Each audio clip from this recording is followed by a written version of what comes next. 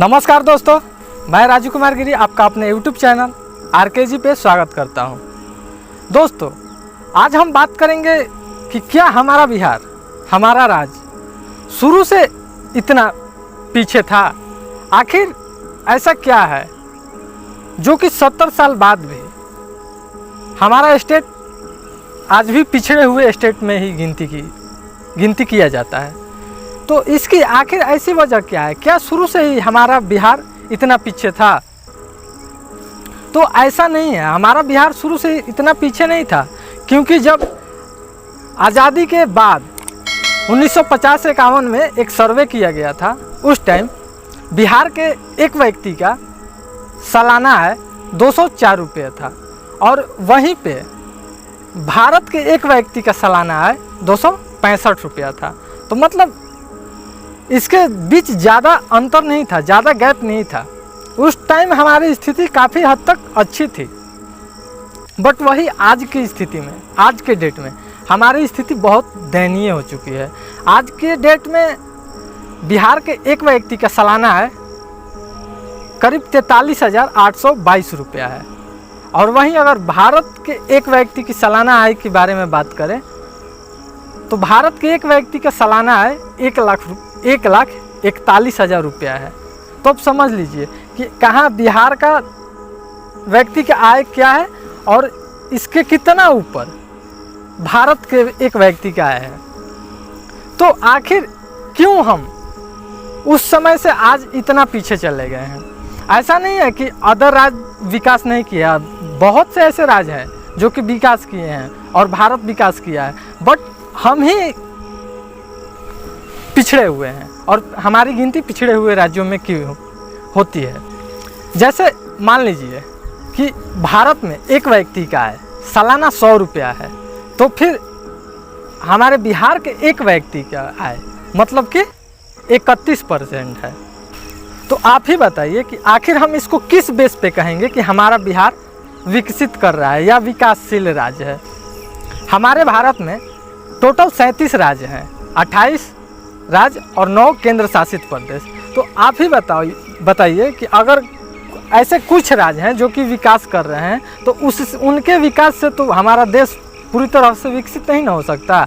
ये 37 के 37 राज्य अगर विकास करते हैं तब जाके हमारा देश ग्रोथ करेगा और विकास करेगा। इसको एक सरल भाषा में समझते हैं कि जैसे एक परिवार है, एक परिवार में 10 सदस्य हैं।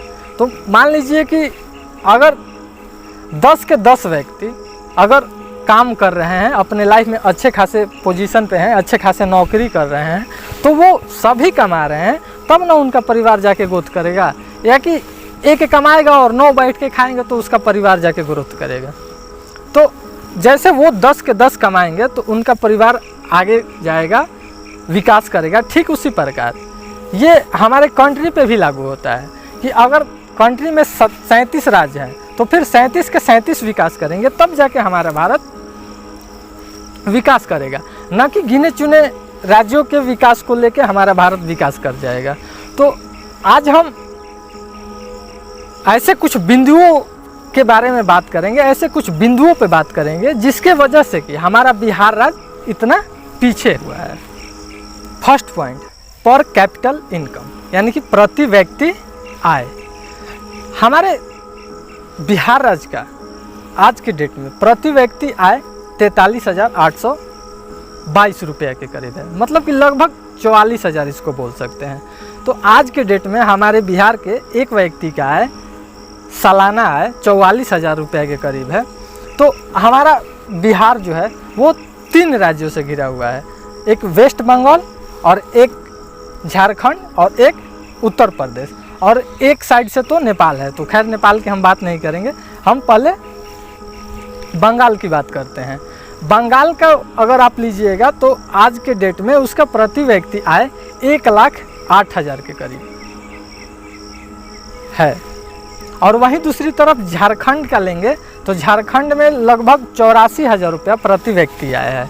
और तीसरी तरफ यूपी का अगर लेंगे तो यूपी में भी प्रति व्यक्ति आय करीब 95,000 रुपया है। तो मतलब जिस 3 साइड से, अभी हमने अपने 3 साइड के मतलब कि तीनों चौहद्दी लिया तो सबसे कम मतलब कि उनके आधे से भी कम हमारा प्रति व्यक्ति आय है। और अदर स्टेट आपको 3 स्टेट का प्रति व्यक्ति आय बताया, तो इससे आप समझ सकते हैं कि हमारा बिहार कितना पिछड़ा हुआ है।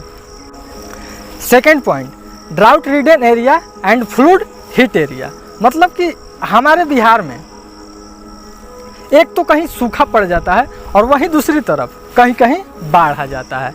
ये लगभग आज की ये समस्या नहीं है, ये समस्या सालों पहले की है। जब से हमारा देश आज़ाद हुआ था उस टाइम भी हमारे यहाँ सूखा पड़ता था और बाढ़ आती थी। और हमारे देश को स्वतंत्र हुए करीब 72 साल के करीब हो गया है, फिर भी आज के डेट में भी स्थिति वही की वही बनी हुई है।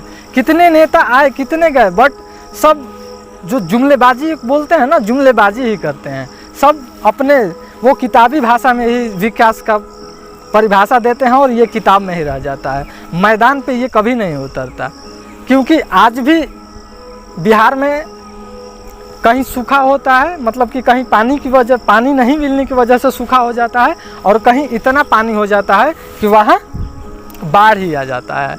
तो एक तरफ सूखे की वजह से जो यहाँ लॉस होता है वो अलग होता है, और एक जो बाढ़ की वजह से लॉस होता है वो एक अलग होता है। मतलब कि आज भी ये एक हमारे लिए महत्वपूर्ण समस्या ही है। आज भी इसका कोई निर्धारण नहीं हुआ है। बस जो भी पार्टी आती है, जो भी सरकार आती है, वो बोलती है कि हाँ इसका निवारण होगा, बट आज तक ये नहीं हुआ है। जैसे हमारी स्थिति पहले थी वैसे ही आज भी हमारी स्थिति बनी हुई है। तीसरा पॉइंट, नो मेजर इंडस्ट्री, मतलब कि हमारे बिहार में कंपनी के नाम पे मतलब कुछ भी नहीं है। जबकि आप अदर स्टेट को मिला देखेंगे तो वहाँ पे बहुत इंडस्ट्री है, बहुत सारी कंपनियां हैं, बहुत सारी फैक्ट्रियां हैं, बट बिहार में ऐसा कुछ नहीं है। तभी यहाँ के जो मजदूर होते हैं वो बिहार छोड़ के मतलब कि अदर स्टेट जाने को मजबूर होते हैं, अपने पलायन को मजबूर होते हैं। अगर मान लीजिए कि अगर मनुष्य में जन्म लिए हो तो खाना तो खाओगे ना, और जब कमाओगे नहीं तो खाओगे कहाँ से। अगर सपोज दैट मान लेते कि हमारे बिहार में कंपनी होती, फैक्ट्रियाँ होती, तो जो हमारे बिहार वासी हैं, जो हमारे बिहारी हैं, क्यों बाहर जाते? बाहर के स्टेट में बिहार वालों को बिहारी बोला जाता है, मतलब कि बिहारी मतलब कि एक गाली। कहीं कहीं तो ऐसा है कि मतलब एक बिहारी 100 बीमारी अलग अलग मतलब कि बोला जाता है। बिहारियों के बारे में बहुत बुरा बोला जाता है। तो आखिर क्यों?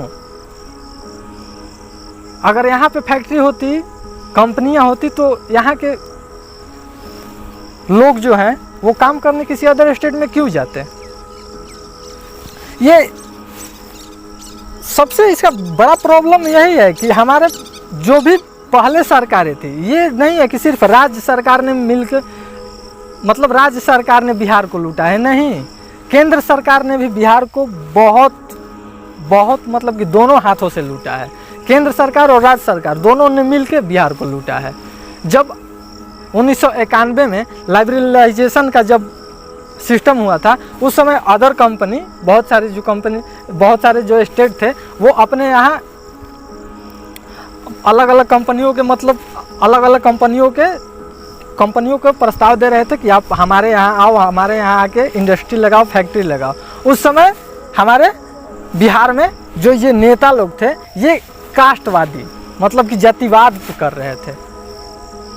अगर उस टाइम ये भी प्रस्ताव दिए होते उन कंपनियों को कि आप भी हमारे स्टेट में आइए, हमारे स्टेट में फैक्ट्री लगाइए, कंपनी लगाइए, तो क्यों नहीं लगता?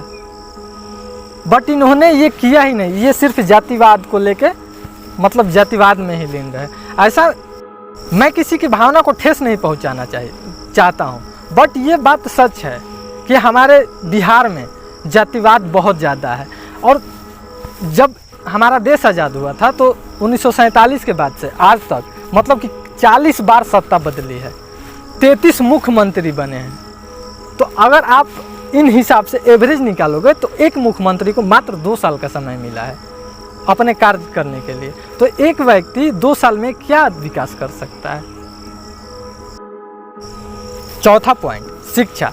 हमारे बिहार में ये भी एक हमारे पिछड़ने का बहुत बड़ा कारण है शिक्षा। हमारे यहाँ जो सरकारी स्कूल होता है उसमें जो सरकारी टीचर होते हैं, जो सरकारी स्कूल होता है उसमें अच्छा ढंग से पढ़ाई नहीं होता। हमारे यहाँ के जो लड़के, जो ये प्राथमिक विद्यालय होता है 1 से 8 तक, यहाँ हमारे यहाँ के लड़के पढ़ने के लिए नहीं बल्कि एक टाइम का खाना खाने के लिए जाते हैं। ऐसे मतलब कि इतना बुरा हाल है हमारे यहाँ सरकारी स्कूल का कि वहाँ तो पढ़ाई का मतलब नामो निशान, बहुत उसकी दयनीय स्थिति है।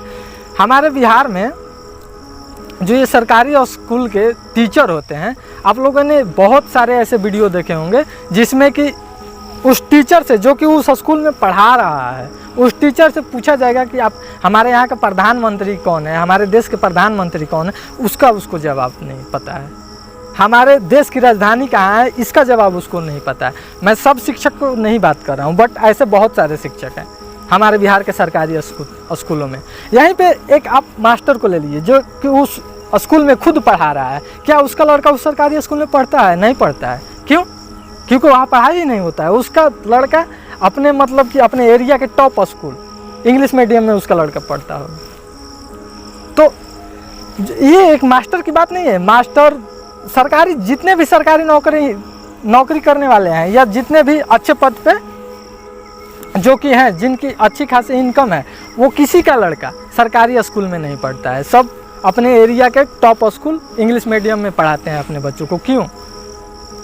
आप सरकार ऐसा नियम क्यों नहीं लाती कि अगर आप सरकार से जुड़े हो, सरकारी नौकरी में हो, तो फिर अपने बच्चों को सरकारी स्कूल में पढ़ाओ। अगर ये नियम सरकार बनाती है तो फिर ऑटोमेटिक हमारे जो सरकारी स्कूल हैं उनमें पढ़ाई होने लगेगा। बट आज की स्थिति में क्या स्थिति है ये कौन नहीं जानता कि हमारे यहाँ क्या स्थिति है सरकारी स्कूल में। बट फिर भी कोई बोलने वाला नहीं है। जैसे चल रहा है 70-72 साल से चल रहा है, आज कोई नया थोड़ी है, ऐसे ही चलेगा, कट जाएगा। 5वां पॉइंट, कृषि के क्षेत्र में बदहाल है स्थिति। हमारा जो स्टेट है, हमारा जो राज्य है, ये एक कृषि प्रधान राज्य है। बिहार में मतलब कि अगर हमारे पास कुछ है तो बस यही कृषि ही है। कृषि के अलावा हमारे पास कुछ नहीं है। पहले 2000 के पहले जब झारखंड बिहार एक में हुआ करते थे तो कुछ खनिज संसाधन थे, बट जब 2000 में हमसे झारखंड जब अलग हुआ 2000 में, तो फिर बिहार के पास कुछ बच नहीं गया खनिज के मामले में। तो बस हमारा जो स्टेट है वो कृषि प्रधान ही स्टेट है।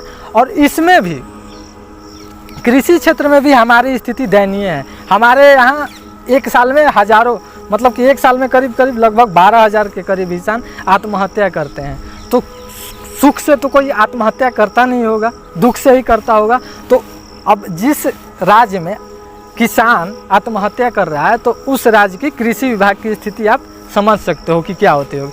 हमारे यहाँ 30% किसान ऐसे हैं जिनके पास खुद का ज़मीन नहीं है, वो दूसरे का ज़मीन लेके अपना उस पर मतलब कि खेती करते हैं, कृषि करते हैं और उससे जीविका चलाते हैं। और 15% किसान ऐसे हैं जो वो किसानी कर रहे हैं, उस किसानी से अगर जो पैसा उनको मिल रहा है तो बस उससे उनका जीविका चल सकता है और उससे उनका कुछ नहीं होता। ना उनके बच्चे को अच्छी शिक्षा मिल पाती है और ना ही वो अपने लाइफ में, अपने जीवन में विकास कर पाते हैं। सरकार हमेशा बोलती है कि किसान के लिए ये किया, बट ये सब जुमलेबाजी ही है। जो बताया ना आपको कि कहीं कहीं सूखा पड़ जाता है, कहीं कहीं अगर जहाँ सूखा पड़ता है वहाँ भी किसान की फसल मारी जाती है और जहाँ बाढ़ आती है वहाँ भी किसान की फसल मारी जाती है। इस पे भी आज तक जो स्टार्टिंग में था वही आज भी है। इस पे भी आज तक कोई मतलब सुनवाई नहीं हुआ है, कोई ग्राउंड लेवल पे कोई काम नहीं किया गया है। इस पे जैसा था वैसा ही है। 6ठा पॉइंट, जनसंख्या। ये जनसंख्या भी हमारे पिछड़े होने का एक बहुत बड़ा कारण है, क्योंकि हमारी जनसंख्या तो बढ़ती गई, बट जो हमारे यहाँ विकास होना चाहिए था, मतलब विकास कैसे होता है? जब आपके क्षेत्र में कोई कंपनी रहेगी तो आप उसमें काम करेंगे। हमारे यहाँ मतलब कि इतना ज़्यादा मजदूर हैं और इतना कुशल मजदूर हैं कि एक मजदूर मतलब कि अपना कड़ा मेहनत करते हुए, एक मजदूर है उसको बोलोगे कि आप ये काम कर दो वो भी कर देगा, बोलोगे कि आप इसको छोड़ के वो काम कर दो वो भी कर देगा, बोलोगे उसको छोड़ के वो भी काम कर दो वो भी कर देगा। मतलब कि एक मजदूर 3-3, 4-4, 5-5 काम को कर देता है। और वो कहाँ जाके, दिल्ली, पंजाब, मुंबई, कोलकाता, जहाँ भी जाके अगर वो कर रहा है तो उससे किसको फ़ायदा है? वहाँ की सरकार को ना फ़ायदा है, वहाँ की कंपनी को ना फ़ायदा है। अगर वही कंपनी, वही सरकार अगर बिहार की सरकार उस कंपनी को अपने यहाँ लाती और वो जो हमारे यहाँ का मजदूर काम करता है वो करता, तो इससे किसको प्रॉफिट होता? जो बिहार में कंपनी है उसको ना प्रॉफिट होता। और बिहार में कंपनी को प्रॉफिट होता तो वो कंपनी किसको प्रॉफिट देती? अब बिहार सरकार को देती। बट ऐसा इन्होंने किया ही नहीं। जब करना था तब ये लोग जातिवाद पे ही बात करते रहे और आज भी ये जातिवाद ही मुद्दा इनका है। आज भी मतलब कि हमारे मुख्यमंत्री हैं जो कि बोलते हैं कि हमारे यहाँ समुंदर नहीं है ना, तो हम कहाँ से कंपनी लगाएंगे? जब मतलब कि जहाँ जहाँ कंपनी बैठी है क्या हर जगह समुंदर है? तो ये हमारा मुख्यमंत्री का बयान है कि हमारे यहाँ समुंदर नहीं है तो हम कंपनी कहाँ से लगाएंगे। अब आप बताओ कि मतलब जो जिस स्टेट में कंपनियां हैं, क्या हर स्टेट में ये ज़रूरी है कि समुंदर ही है? ऐसा नहीं है। ऐसे बहुत से स्टेट हैं जो कि चारों तरफ से भूमिगत हैं, मतलब कि भूमि से जुड़े हुए हैं, भूमि से उनका चारों चौहद्दी भूमि से, यानी कि स्टेट बाय स्टेट भूमि से है, फिर भी उनके यहाँ कंपनियां हैं, फैक्ट्रियां हैं और उनके यहाँ के लोग वहीं पे अपना काम करते हैं। अगर हमारे बिहार भी में होती तो हम क्यों पलायन करते, क्यों अदर स्टेट में जाते, क्यों दूसरे स्टेट में जाते? हम अपने यहाँ ना करते, 2 पैसा कम कमाते, अपने परिवार के साथ न रहते। जब ये लॉकडाउन लगा था सबसे ज़्यादा मार किनको पड़ी थी? बिहारियों को पड़ी थी। नीतीश जी बोल रहे थे कि जहाँ हो वहीं पे रहो, कहाँ से रहो? कंपनी वाले निकाल रहे थे, कंपनी वालों ने नौकरी मतलब कि पैसा देना बंद। जब काम नहीं करोगे तो पैसा कहाँ से देगा? मकान मालिक थे जो वो बोल रहे हैं कि रूम खाली करो, रूम खाली करो। लोग पैदल आ रहे थे, ट्रेन के ट्रैक पे लोग कट रहे थे। क्यों? क्योंकि हमारे यहाँ कंपनियाँ नहीं है, फैक्ट्रियाँ नहीं हैं। अगर होती तो जहाँ जो हमारे मजदूर आज के डेट में जाके बाहर काम कर रहे वो तो यहीं ना काम करते हैं। तो बस यही कुछ बिंदु थी जिस पे कि मुझे लगा कि बात करना चाहिए इस बिंदु पे, ताकि जो आने वाला समय है शायद उसमें यहाँ फैक्ट्रियाँ और कंपनियों का मतलब कि निर्माण हो सके और हमारे जो भाई लोग हैं वो यहीं पे काम कर सके। तो बस आज के लिए इतना ही दोस्तों। वीडियो अच्छा लगे तो लाइक कीजिए, सब्सक्राइब कीजिए और शेयर कीजिए और बेल आइकन को दबा के रखें ताकि मैं जो भी नया वीडियो डालूँ उसका नोटिफिकेशन आपको मिलता रहे। जय हिंद, जय भारत।